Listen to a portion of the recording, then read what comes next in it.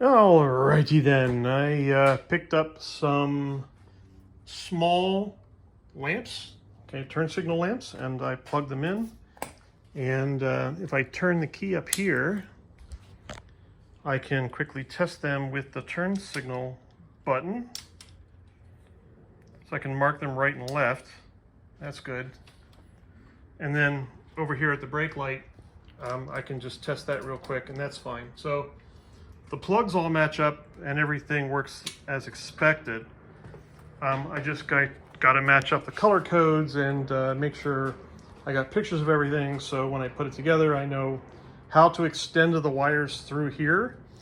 The hole there is really small and these require a much larger hole. I don't know if I want to cut a hole that big in there. I might mount something external there to make it a little further out. And then put these little small turn signals on. So we'll see how this goes. Thank you for watching. Bye-bye. All right.